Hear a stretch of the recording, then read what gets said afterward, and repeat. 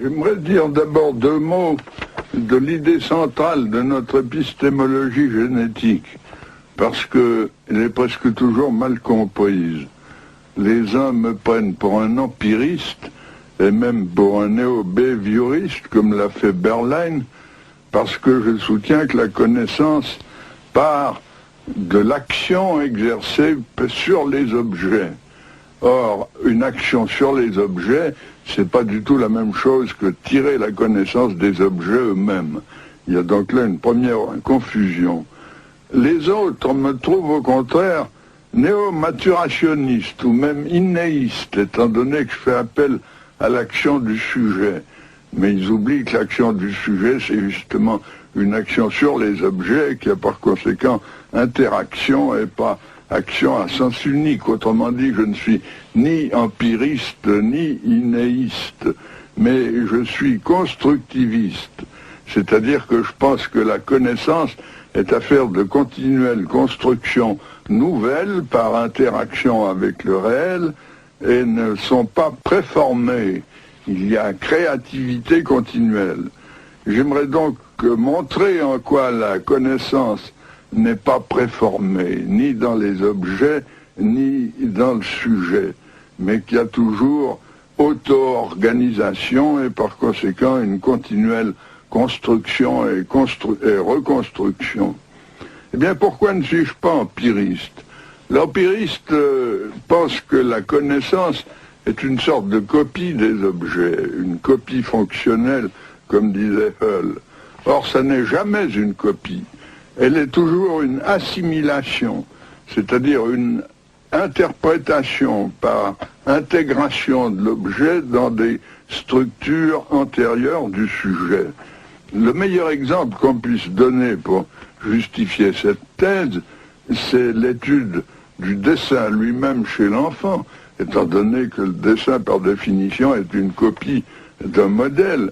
Eh bien, ce qu'on observe chez le jeune enfant, c'est que l'enfant ne dessine pas ce qu'il voit, il dessine l'idée qu'il s'en fait, il dessine ce qu'il en sait, c'est-à-dire son interprétation, et non pas l'objet tel quel en tant qu'observable perceptible. Prenez par exemple la copie d'un losange. Je demande à l'enfant de copier ça, voilà le modèle. Eh bien, pour l'enfant, le losange, c'est un carré qui a des pointes. Alors, vous voyez le résultat, il vous dessine un carré avec une pointe dessus, ou bien il vous dessine un carré avec une pointe à côté. Vous allez voir maintenant une première expérience. C'est une petite fille nommée Emmanuelle qui a 3 ans, 6 mois et qui va copier devant vous un triangle. Take a good look at it, huh?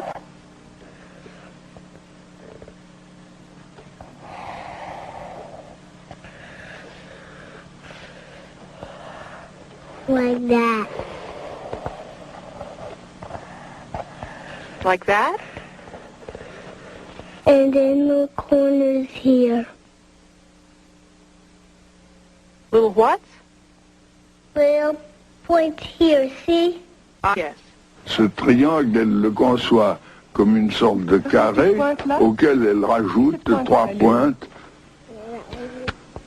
Des pointes qui sont d'ailleurs arrondies et pas pointues, mais qui représentent dans son esprit, elle le dit, 3 pointes.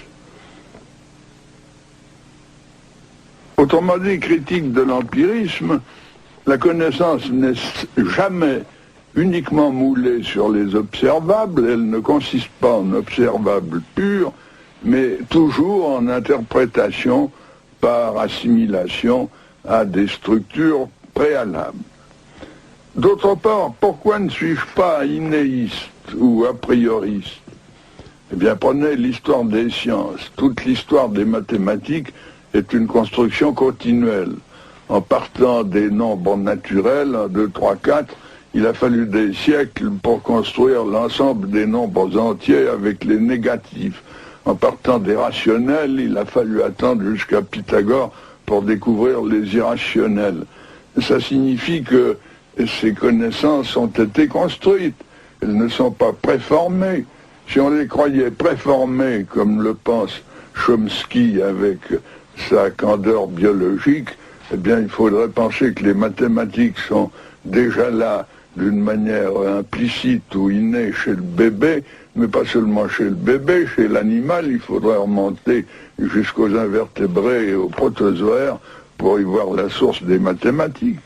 En réalité, les mathématiques, chez l'enfant, on y assiste d'un jour à l'autre, sont sans cesse construites par les actions du sujet. Elles procèdent à partir de la coordination des actions du sujet, de la logique de l'action du sujet. Et alors, de ce point de vue, il lui faut tout construire. Et même les choses qui nous paraissent les plus évidentes pour nous, il doit les construire. Je vous donnerai un petit exemple, ou plutôt vous allez assister à l'expérience avec un enfant. On montre à un enfant une ficelle qui présente cette configuration. On lui demande ce qui se passe si on tire de ce côté-là. Ben, il comprend très bien que si on allonge de ce côté, on va raccourcir de ce côté. Apparemment, il a tout compris. Mais si vous lui demandez est-ce que la longueur totale est la même dans les deux figures, ou bien la même que dans l'objet témoin que vous allez voir dans l'expérience qu'on va faire à l'instant, eh bien il nie la conservation. Ça n'est pas la même longueur totale, quand même il a compris une partie de la transformation. Eh bien que même une conservation aussi élémentaire ne soit construite que vers 7 ou 8 ans, vous montre combien il y a d'écart entre l'inné d'un côté et puis ce qui est peu à peu élaboré, construit, organisé par le sujet. There. So cut it. So we cut it. If we cut it there, will it be just as long? Yes. Is that okay? There. Now listen to me. Now the two strings are just as long? Okay, now this one we'll leave here. Now then, listen to this. If I pull this string like this, what's going to happen? This one will be big, and that one will be little. Where will it be little? There. And where will it be big? There. Okay. There it will be big, and here it will be little. Okay. So shall we do it? Yes. There. Is that right? Good. Now tell me this. This string from this end to this end, is it still just as long as that one, or is it not just as long as that one? Not just as long as that one. It is not just as long as that one. Okay. And what if we put this one back as it was before? How will it be if we pull here again? This one will be like this one. This one will be like this one. And where will the big part be? There. Yes, and where will the little part be? There. Okay, so we pull like that. And now the string from this end to that end, is it just as long as that one? Yeah. Yes? Yes. Okay. And if we pull again, there, like that, are they just as long, both of them? No. No. Disons maintenant quelques mots des structures opératoires. J'entends par là des systèmes de transformation exécutés par le sujet, donc le prolongement des actions du sujet, mais de transformations qui peuvent se composer entre elles et donner un système fermé. Exemple, une classification ou bien une sériation dont vous verrez tout à l'heure un exemple expérimental, ou bien une table à double entrée ou tout ce que vous voulez. Et pour ce qui est des opérations, je les définirai comme des transformations ou actions du sujet et qui peuvent être retournées, qui sont réversibles. Exemple, l'addition dont l'inverse est la soustraction.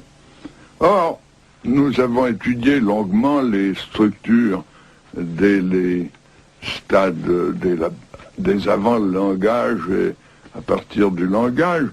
Une objection continuelle qu'on nous fait, et surtout chez les anglo-saxons, c'est que la structure n'existe que dans l'esprit de l'observateur, du psychologue, et que la structure n'est pas comme telle dans l'esprit de l'enfant.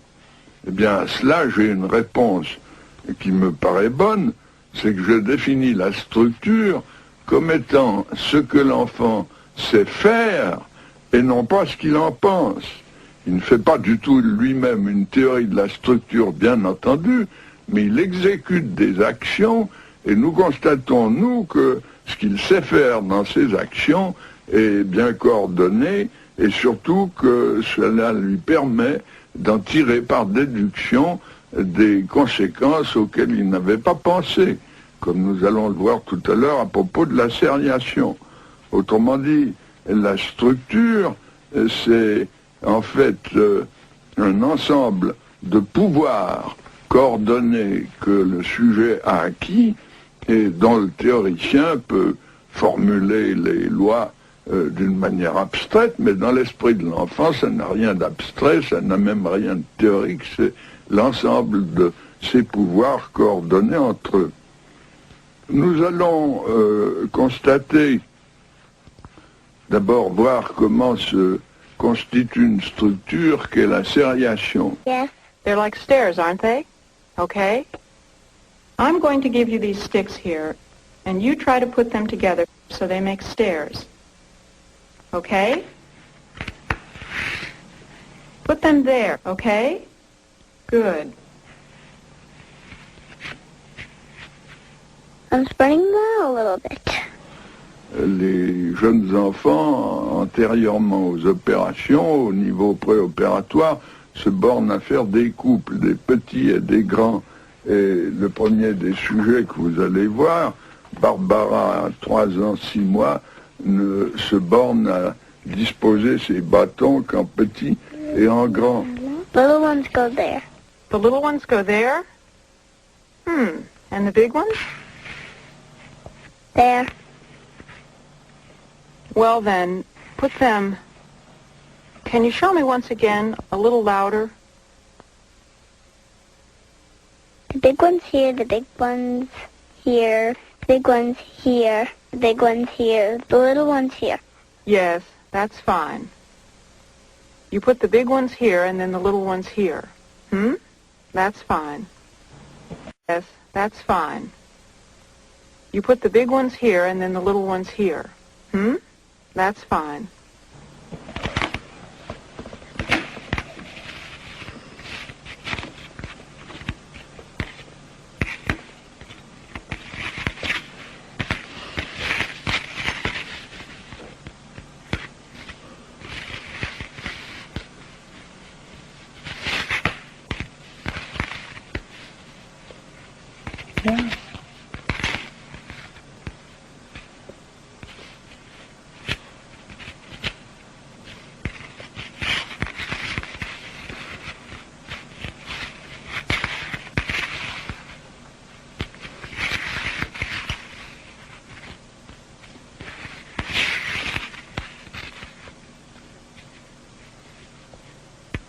Mathieu, qui a 6 ans, 5 mois, aboutit par tâtonnement, par essai-erreur, à une sériation correcte, en partant du plus grand pour arriver au plus petit. Il n'a pas un programme au moment où il commence à construire sa série. Il se rapproche donc de la structure sans l'avoir encore atteinte. You do it. We just have to take the littlest one right up to the biggest one. Where's the littlest one?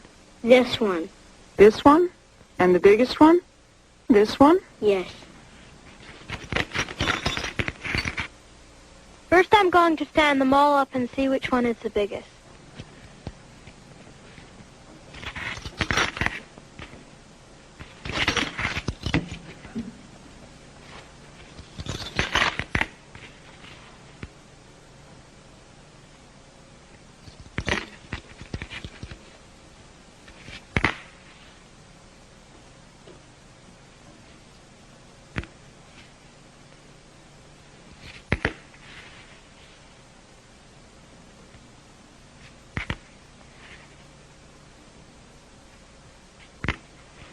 Can you tell me what you did? Well, I first looked at which one was the biggest. And then? And then I looked again at which one was still the biggest. Still. And then?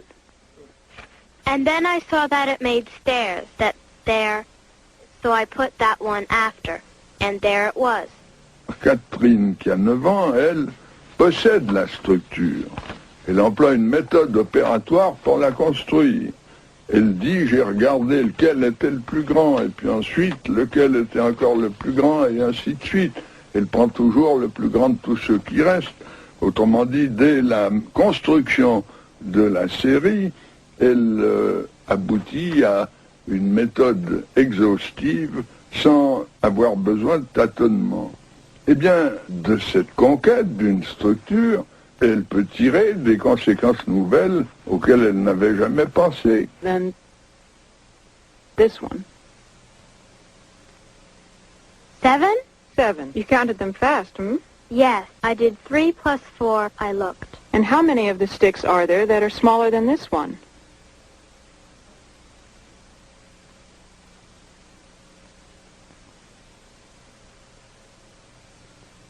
Seven again? 7 again. How do you know? Because you didn't count. I didn't count. But it's easy to know because there are 7 in this direction. And it's easy that there are 7 in the other because it's the same. It's the same thing. Comme vous venez de voir, on lui demande combien il y a d'éléments plus grands que le plus petit, et elle les compte. Et ensuite on cache et on lui demande combien il y a d'éléments plus petits que le plus grand. Elle n'a pas besoin de les compter, elle déduit tout de suite que ce sont les mêmes, et elle répond 7 comme elle avait compté 7 dans l'autre sens. Ben, vous voyez ici la structure qui n'est pas simplement une construction d'une organisation sériale, mais qui en tire des conséquences auxquelles l'enfant n'avait jamais pensé puisqu'on ne lui avait jamais posé cette question. Autrement dit, la structure est source de pouvoir déductif, et tout en étant essentiellement, comme je l'ai dit à l'instant, l'ensemble de ce que l'enfant sait faire et non pas l'idée qu'il s'en fait.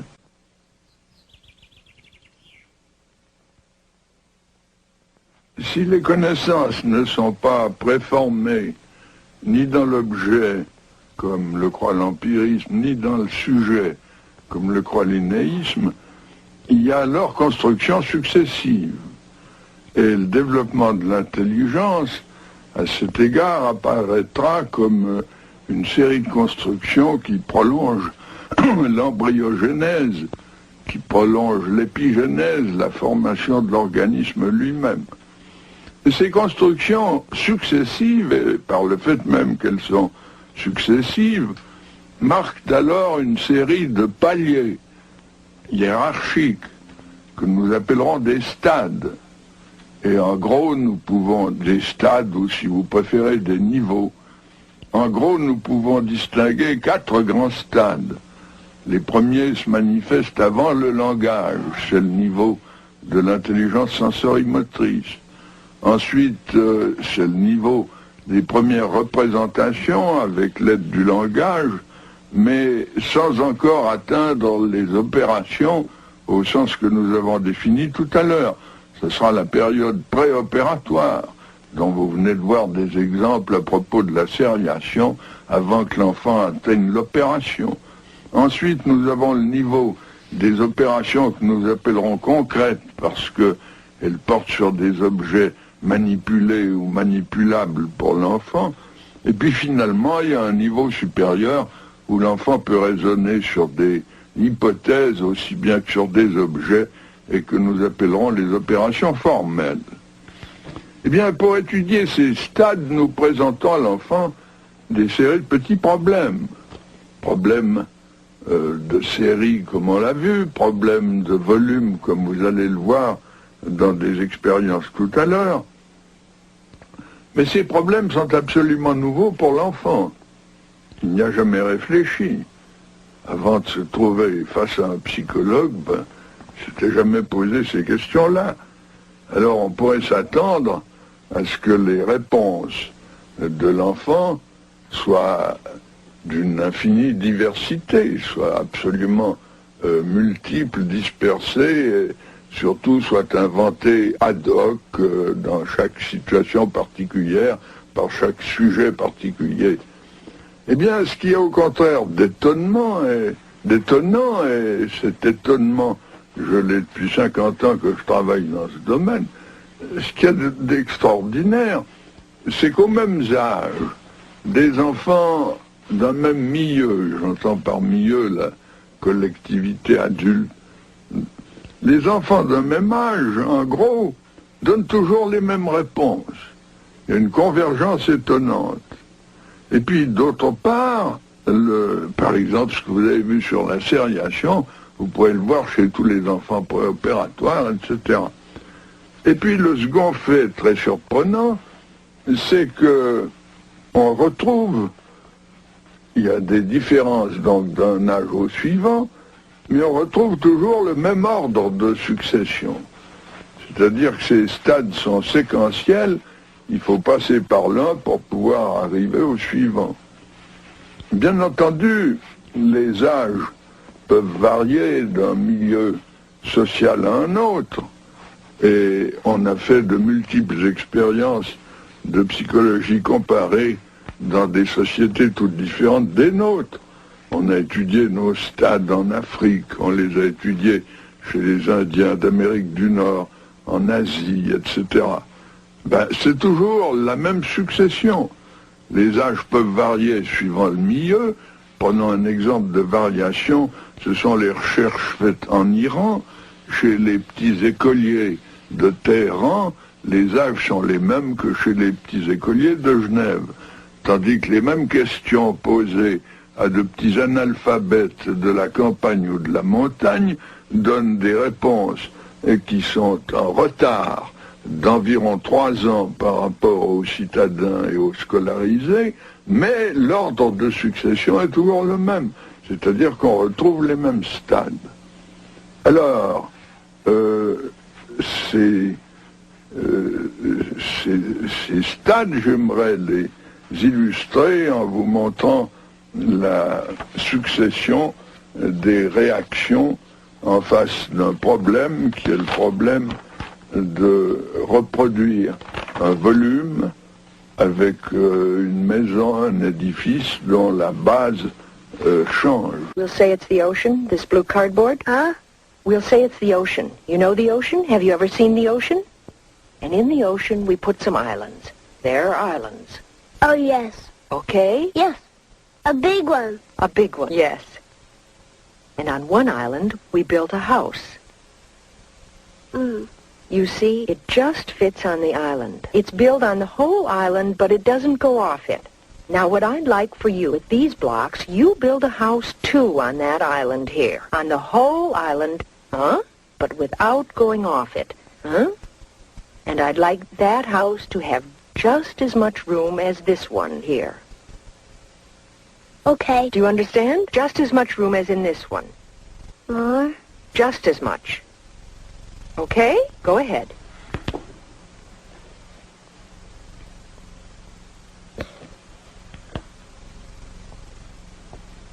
I can't put any more.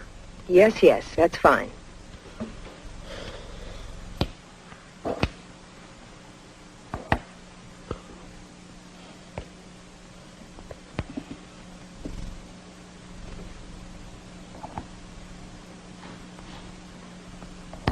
There. It's the same house? There's just as much room in the two houses? Yes. You're sure? How do you know? Because I see. How do you see? You can lift that one if it helps you. You can pick it up. Show me. I don't see very well. Ah, yes. I didn't mean like that. Okay. But show me how you see there's just as much room in the two houses. Because I see they're just this big. And if they're just as big, like that, there's just as much room in them? Yeah. You're sure? Yes. Donc, le plus jeune, à 4 ans, n'a aucune idée du volume. Il a beau comprendre qu'on lui demande de faire une maison qui contient la même place, la même chose de place, comme nous disons en français enfantin, eh bien, il cherche simplement une maison de même hauteur. Et son idée de l'égalité unidimensionnelle lui donne l'impression d'une égalité générale.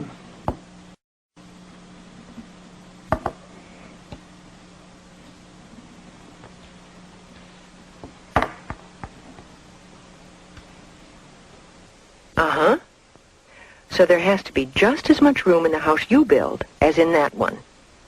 Higher still? Whatever you want, whatever you think. Do you think there's just the same room, or is there more room here or more here? More room there. Ah, so you have to make more room. You have to build some more. You have to go up higher. There has to be just as much room.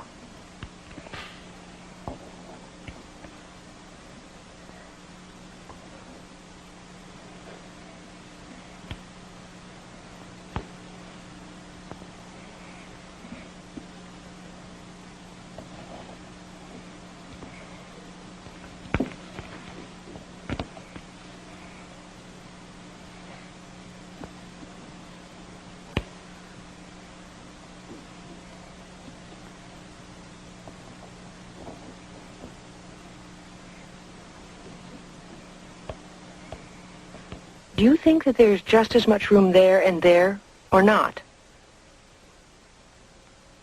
No, because there it's thinner. Aha, very good. So what would you have to do to have just as much room? Make it bigger. Then make it bigger. On this side? Hey, can you build in water? No. So, how can you make your house bigger? I don't know.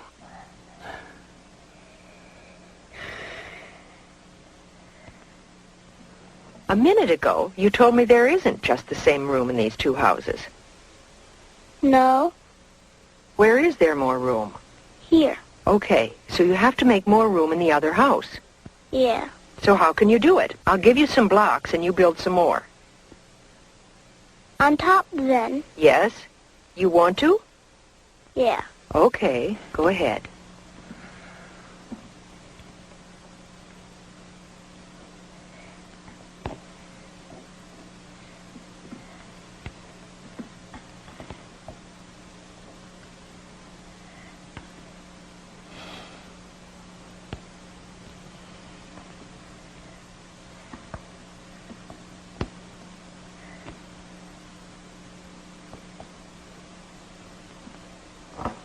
So, you think that's okay now?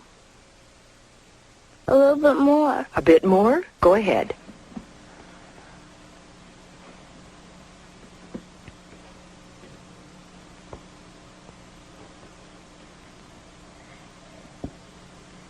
You want me to help you? I'm not very good at it, but there. You want to put some more, or do you think that's enough? That's enough. That's enough? There's just as much room now in the two houses? Yes. How do you know that? Can you tell me how you know? No. But you're sure that there's just as much room, or not absolutely sure? Not absolutely. Not absolutely sure. Why do you think that there's just as much room? What makes you think that? Because it's high enough. Hésite au contraire beaucoup, ce qui est probablement l'indice qu'elle change de stade. Elle dépasse la hauteur du modèle. Elle comprend que le même volume, c'est pas la même hauteur. Mais elle n'a aucune certitude, elle dépasse cette hauteur simplement par des compensations qualitatives sans le moindre essai de mesure.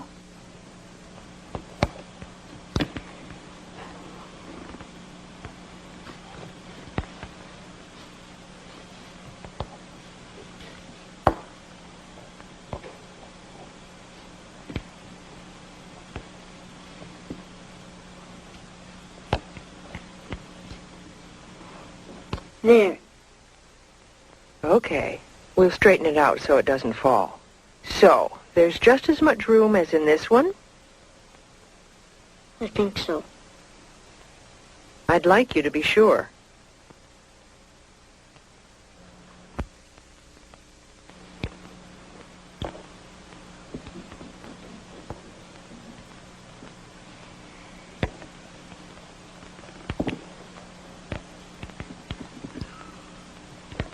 What are you doing there?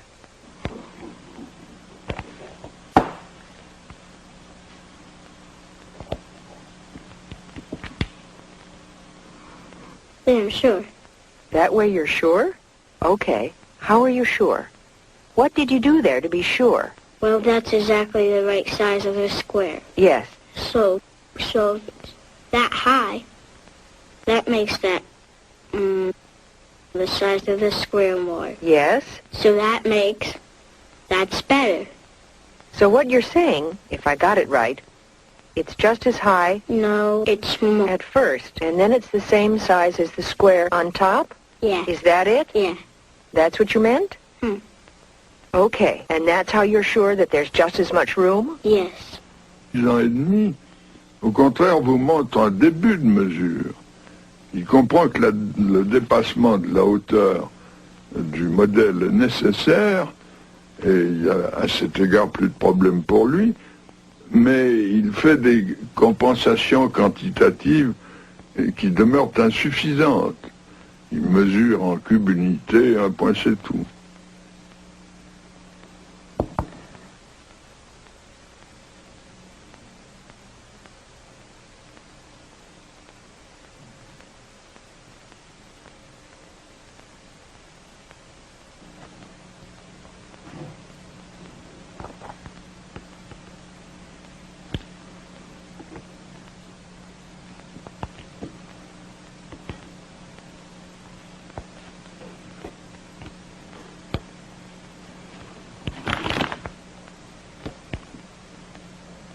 There. There's just as much room in the two houses? I'd say so. You'd say so. Okay. How can you tell? Well, there are 3 lines.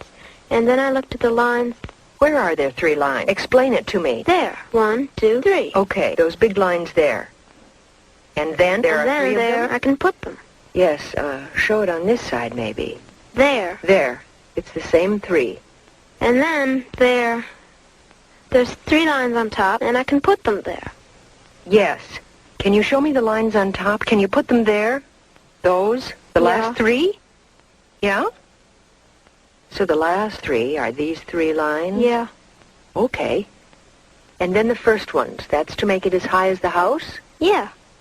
Okay. And that's how you can be sure that there's just as much room in the 2 houses?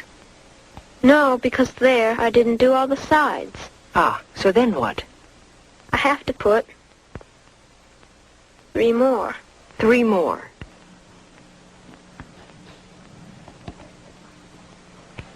There. What do they represent, those 3 more? Can you show me on that one what they represent? That one. That side. Yeah. And then I put 3 more. Yes.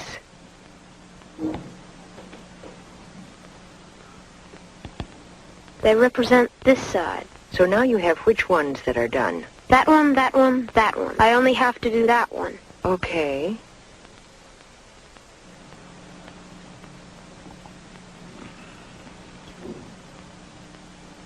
Okay. That's that side? Yes. 10 ans, contrairement au précédent, se livre à des mesures. Il décompose le volume en subplots, représente une surface, alors qu'en fait il en faudrait 12.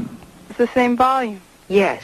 But explain when you count each then time. there has to be 4 times 9 cubes to make that.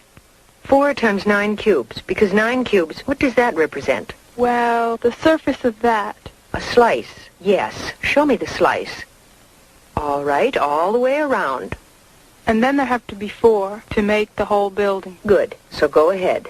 Mais ces tranches en relation avec les étages. Et elle se livre ainsi non seulement à une quantification numérique, c'est-à-dire de la mesure, mais elle procède à une multiplication. 9 par tranche, 4 étages, ça fait 36 plots pour donner le même volume. Le problème est donc résolu, et comme vous voyez, il a été résolu par des étapes qu'il est facile de caractériser, et étapes que nous retrouvons d'une manière très générale partout où nous étudions cette même épreuve avec la même technique. You count 3 times 4. Is that it? Yeah. Le premier effet frappant dans le développement des connaissances, c'est évidemment leur créativité continuelle. À voir tout ce que le bébé, avant le langage, pendant les 18 premiers mois de l'existence, arrive à construire dans le domaine de l'objet permanent, de l'espace, du temps, de la causalité, etc., on est stupéfait de ce nombre de constructions spontanées qui ne sont évidemment pas dictées par l'adulte. De même, la construction des structures opératoires dont nous avons parlé tout à l'heure. Le deuxième fait frappant, c'est la régularité et la généralité des stades de ces constructions dans leur succession. Comme je le disais, on retrouve partout les mêmes stades et les mêmes successions. Il y a donc dans ces faits un certain nombre d'enseignements à en tirer. D'abord pour la psychologie. Pour la psychologie, parce que expliquer un phénomène psychologique, c'est retracer sa formation. Autrement dit, la psychogénèse me paraît le terrain de l'explication en psychologie.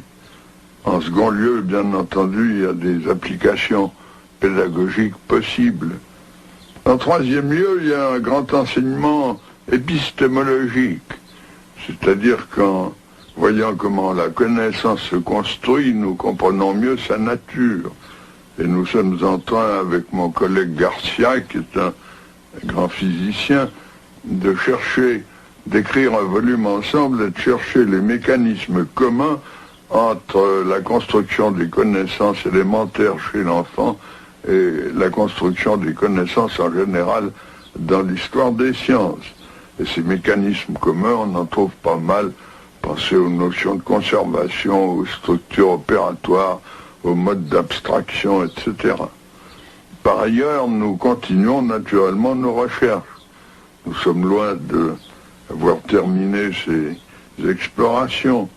Nous étudions en ce moment comment une connaissance qui vient d'être acquise peut s'ouvrir sur de nouvelles possibilités, engendrer des nouvelles connaissances.